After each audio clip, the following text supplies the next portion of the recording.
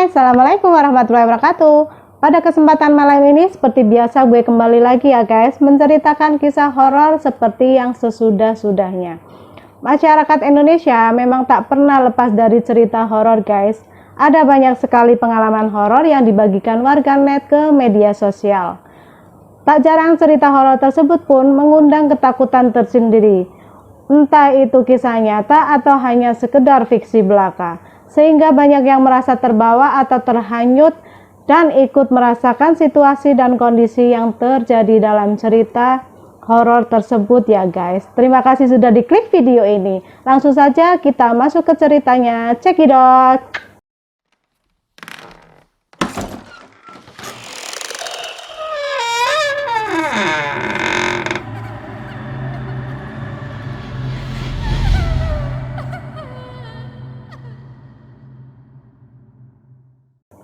Nah, kali ini kisah Reni yang gentayangan di belakang jok mobil.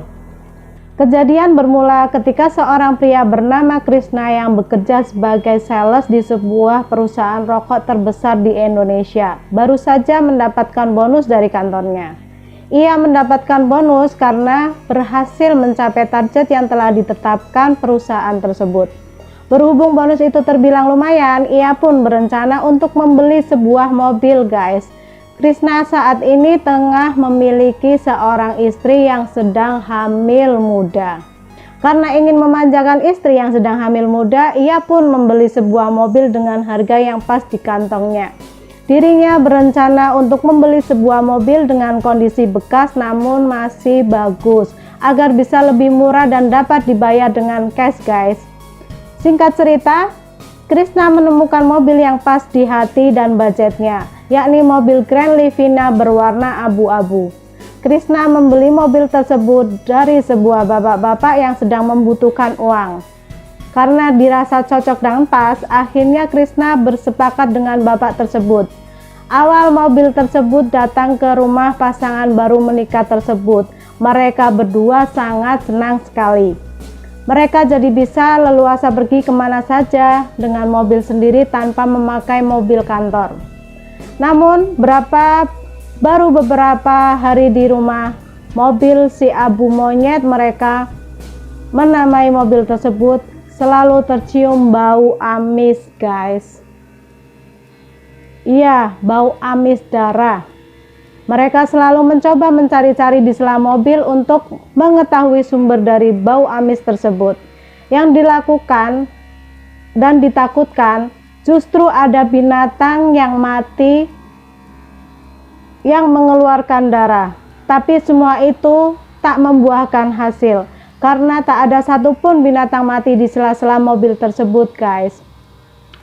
Bau amis itu semakin menyengat ketika sore menjelang malam hari. Krishna pun sering membawa si abu monyet ke tempat cuci mobil dan diminta untuk diberikan pewangi yang lebih banyak guys. Namun tetap saja bau amis itu masih tercium ketika sudah sampai di rumah. Selain itu, jika mereka sedang mengendarai mobil di malam hari, selalu ada saja terdengar suara tangisan bayi. Meski suaranya samar-samar. Meski tak begitu jelas, suara tangisan bayi itu cukup mengganggu mereka. Hingga akhirnya Krishna berencana membawa mobil itu ke paranormal atau seorang kiai, orang yang tahu dalam menyelesaikan permasalahan mobil itu. Karena menurutnya ini bukanlah permasalahan yang biasa terjadi, tapi karena kesibukan pekerjaan akhirnya rencana ke paranormal itu pun selalu diundur-undur. Nah, sesampai pada kejadian suatu malam, Krishna harus pulang larut malam karena lembur di kantor sekitar pukul 1 dini hari. Sepanjang jalan pulang, ia terus mencium bau amis darah guys. Ketika jarak sampai ke rumah tinggal 3 km lagi, entah mengapa bulu kuduk Krishna merasa tegang guys. Sambil menyetir mobil, Krishna membaca doa terus menerus. Namun suara tangisan bayi itu muncul lagi guys. Terdengar lebih jelas dan keras dari sebelumnya dan akhirnya ia pun mulai curiga ada yang tak beres dengan mobil tersebut. Karena merasa ada yang tak beres, ia terus mengecek kaca spion untuk memastikan keadaan. Ketika ketiga kalinya Krishna melihat ke kaca spion, ada sosok wanita sedang menggendong bayi guys di belakang jok mobilnya. Ia sempat bertatap-tatapan sesaat, hingga akhirnya Krishna harus menginjak rem mobilnya yang mendadak. Sontak Krishna langsung keluar dari mobilnya. Karena masih tengah malam, di luar pun sangat sepi sekali, hampir tak ada orang. Berkali-kali Krishna membaca doa dengan apa yang ia lihat. Dan ketika ia lihat lagi dari luar, di jok mobil belakang kosong alias tak ada siapapun di dalam mobil tersebut. Meski jarak rumah sudah semakin dekat, tetap saja ia bingung dan harus melanjutkan dengan mengenakan mobil tersebut atau tidak guys. Setelah menenangkan diri sejenak, Krishna akhirnya memutuskan pulang dengan mengendarai mobil. Sebelum masuk, tak lupa ia membaca ayat kursi terlebih dahulu. Ketika memasuki mobil, Krishna melirik sekitar dalam mobil dan untuk memastikan tak ada siapa-siapa di belakang jok mobil tersebut, dan memang kosong. Saat beberapa meter melaju, sosok perempuan pucat yang menggendong bayi itu muncul lagi di belakang Krishna guys. Bau amis bahkan semakin menyengat dari yang biasanya. Sontak ia langsung membaca ayat kursi dengan teriakan. Karena Krishna baru pertama kali melihat makhluk yang tak kasat mata itu, ia menyetir sambil gemeteran dan hampir menangis guys. Keringat panas dingin keluar di sekucur tubuh Krishna. Dengan kekuatan gas yang luar biasa, ia langsung memarkirkan mobil tersebut di depan rumahnya tanpa dimasukkan ke garasi. Sesampai di dalam rumah, keringat dingin terus mengucur di tubuhnya. Ia mencoba langsung tidur tapi tak bisa karena terus dibayang-bayangi hantu gentayangan tersebut guys. Nah, keesokan harinya Krishna langsung demam tinggi sehingga istrinya pun bingung ketika suaminya harus pulang dengan buru-buru dan memarkirkan mobil dengan sembarangan. Dengan kekuatan gas yang luar biasa, ia langsung memarkirkan mobil tersebut di depan rumahnya tanpa dimasukkan ke garasi. Sesampai di dalam rumah, keringat dingin terus mengucur di tubuh Krishna. Ia mencoba langsung tidur tapi tak bisa karena terus dibayang-bayangi hantu gentayangan tersebut guys. Nah, keesokan harinya Krishna langsung demam tinggi sehingga istrinya pun bingung ketika suaminya harus pulang dengan buru-buru dan memarkirkan mobil dengan sembarangan. Krishna tak berani cerita karena istrinya yang sedang hamil muda. Ia takut jika istrinya nanti kepikiran sehingga Krishna beralasan ingin tidur lebih cepat karena ngantuk berat semalam itu guys. Setelah sembuh beberapa hari sakit, Krishna masih trauma untuk menaiki si abu monyet. Karena bau amis masih terasa, ia memutuskan untuk membawanya ke kiai yang bisa mencari solusi permasalahan itu. Krishna ditemani temannya untuk pergi ke kediaman Pak Kiai pada sore hari. Tapi sosok hantu gentayangan itu muncul dengan tiba-tiba di jok belakang. Karena kaget, Krishna akhirnya tak bisa mengendalikan mobil tersebut dan akhirnya kecelakaan masuk ke dalam jurang. Meski begitu, keduanya masih bisa selamat dan hanya mengalami luka kecil lecet di tangan. Krishna segera meminta bantuan saudaranya untuk menginformasikan kondisinya itu. Tak begitu lama banyak warga yang melintas menolong Krishna dan temannya untuk ditenangkan. Menurut warga sekitar, tempat itu memang sering terjadi kecelakaan tunggal dan Krishna adalah salah satunya. Entah karena apa, tapi Krishna tidak menceritakan bahwa ia kecelakaan karena melihat penampakan di jok belakang mobilnya. Kemudian mobil derek datang dan membawa mobilnya. Krishna pun dijemput oleh saudaranya. Dan selama di mobil saudaranya tersebut membahas kenapa ia bisa kecelakaan di sana. Dirinya juga tanya temannya apa dia melihat sosok penampakan di jok belakang mobil. Tapi kata teman tersebut dia tidak melihatnya. Malah dia heran kenapa Krishna tiba-tiba kaget dan banting setir mobilnya tersebut. Krishna pun jadi heran, mengapa hanya dirinya saja yang bisa melihat penampakan wanita itu, guys. Setelah ia dan temannya diobati di rumah sakit, mereka pun langsung pulang. Krishna benar-benar kepikiran dengan mobil itu, hingga akhirnya ia memutuskan untuk secepatnya bertemu dengan Kiai Muhi paranormal tersebut ya guys. Dengan menggunakan mobilnya, ia akhirnya sampai di tempat Kiai Muhi.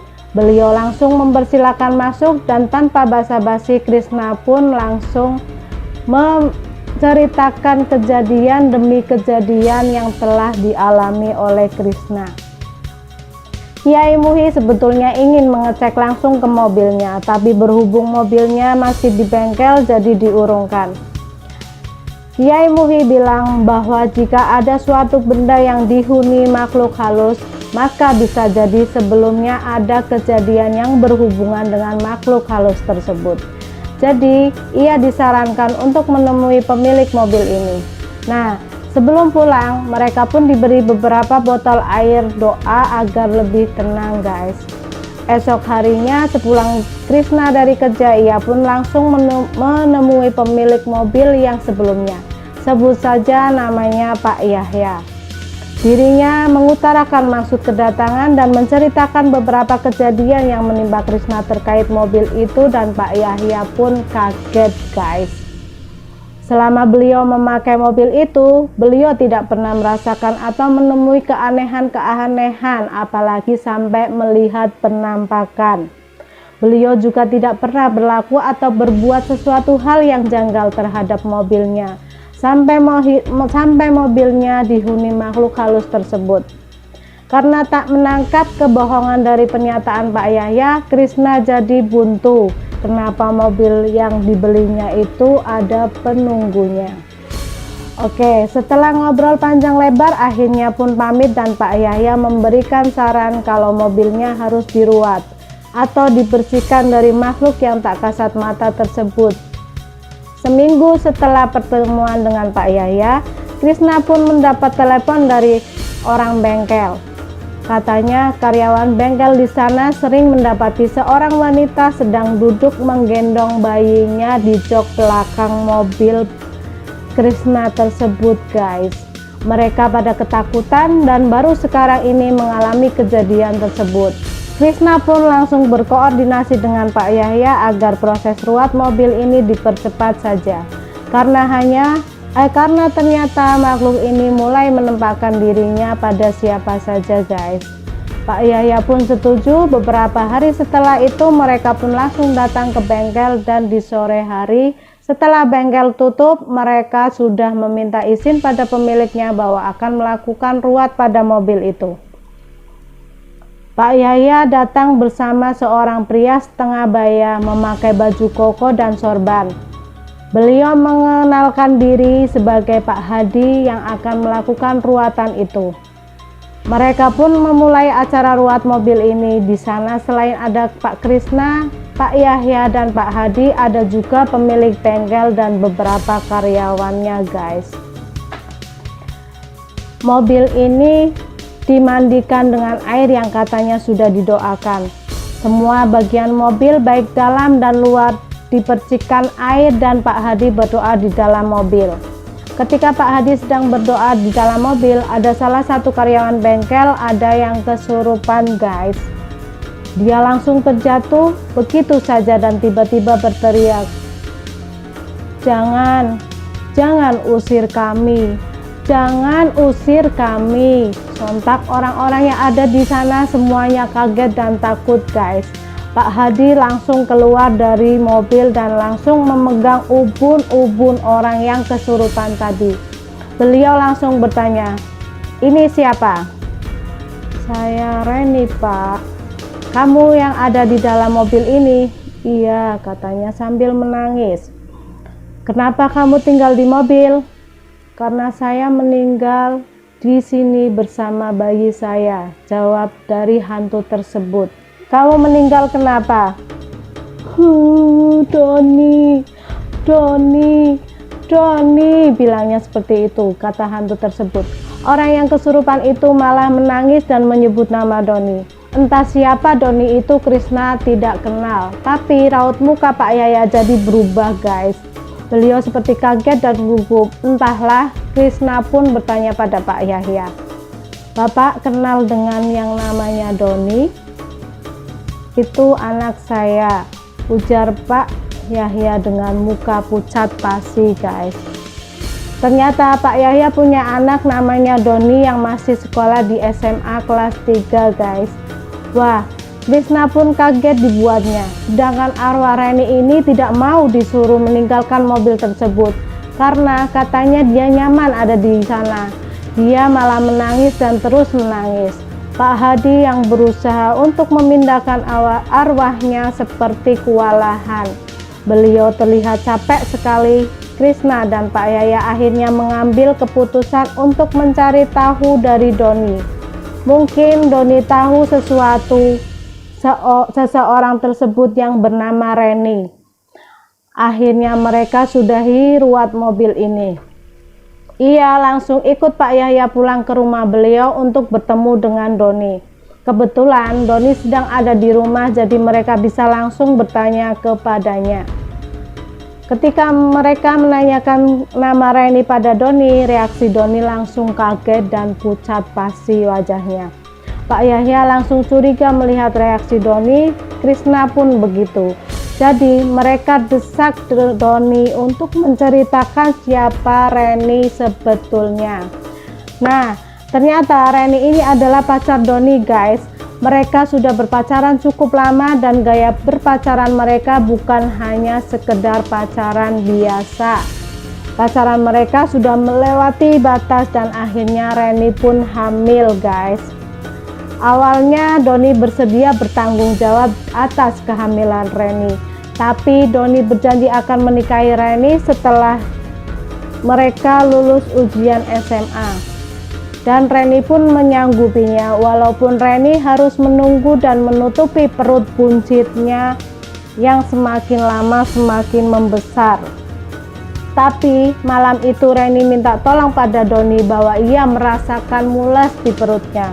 Dia sepertinya akan melahirkan, jadi minta tolong Doni untuk menjemputnya. Doni pun menjemput Reni ke rumahnya dan rencananya akan mengantar Reni ke klinik bersalin. Sebelumnya Reni ia hanya tinggal bersama ayahnya, sedangkan ibunya sudah meninggal. Jadi karena ayahnya sibuk bekerja, dia tidak sadar dengan perubahan fisik anaknya. Reni pun sedemikian rupa menutupi kehamilannya selama di sekolah supaya tidak ada yang curiga guys. Nah, selama di perjalanan menuju klinik, Reni merasakan sakit mulas di perutnya yang luar biasa. Doni dan Reni pun panik, mereka tidak tahu harus berbuat apa. Tapi tiba-tiba pikiran jahat berkelebat di pikiran Doni. Dia langsung membekam mulut Reni sampai Reni kehabisan nafas guys. Reni pun meninggal saat itu juga, sedangkan bayinya waktu itu masih hidup. Bayinya laki-laki, namun karena setan sudah menguasai pikiran Doni, maka bayi tidak berdosa itu pun menjadi korban kebiadaban Doni. Karena takut perbuatannya diketahui oleh orang lain, maka Doni membuang jasad Reni ke jurang di suatu tempat malam itu juga. Doni merasa perbuatannya aman-aman saja dan tak ada yang mengetahuinya. Ketika mendengar cerita lengkap dari Doni anaknya, Pak Yahya langsung emosi dan memukul Doni. Dia langsung bersumpah bahwa Doni harus mempertanggungjawabkan perbuatannya. Saat itu Doni langsung bersujud di kaki ayahnya guys. Doni mengaku salah dan hilaf. Krishna pun mendengarnya hanya bisa geleng-geleng kepala. Bahwa pergaulan anak muda zaman sekarang memang benar-benar sudah di luar batas. Mereka tidak memikirkan resiko atas perbuatan mereka. Pak Yahya pun mendesak Doni untuk menunjukkan di mana dia membuang jasad Reni. Keesokan harinya, setelah mereka laporan ke polsek terdekat dan ditemani beberapa anggota kepolisian, langsung menuju jurang yang dimaksud oleh Doni. Ternyata jurang yang dimaksud Doni adalah jurang di mana tempat Krishna mengalami kecelakaan, guys. Mungkin di kecelakaan Krishna kemarin, Reni ingin menunjukkan jasad dirinya yang berada di jurang tersebut kepada Krishna. Tapi waktu itu dia tidak melihat sekeliling. Ternyata jasad Reni ditemukan sudah membusuk saat juga beserta jasad bayi yang dilahirkannya, guys. Mereka ditemukan tertutup daun-daun kering di dasar jurang. Begitulah jika setan sudah merasuki jiwa seseorang, guys. Untuk menutupi kesalahannya, dia melakukan kesalahan lain yang lebih fatal. Akhirnya Doni dipenjara untuk mempertanggungjawabkan perbuatannya. Sedangkan nasib mobil si Abu Monyet sampai saat ini masih dihuni oleh Reni. Sampai saat ini jika Krishna sedang menyetir, malam-malam masih suka terdengar suara tangisan bayi di mobil itu dan bau amis masih juga tercium. Cerita ini hanya Krishna yang tahu dan sengaja dia tidak memberitahu istrinya karena dia sangat penakut, guys. Kejadian pembunuhan Reni terjadi seminggu sebelum mobil ini dibeli oleh Krishna. Jadi mungkin wajar saja jika Pak Yahya tidak merasakan keganjilan seperti yang dia rasakan. Oke guys, sekian cerita teror hantu Reni yang gentayangan. Jangan lupa share-share serta like-nya. Tak lupa pula subscribe-nya. Terima kasih telah ditontonnya video ini sampai akhir. Wassalamualaikum warahmatullahi wabarakatuh. See you, bye-bye.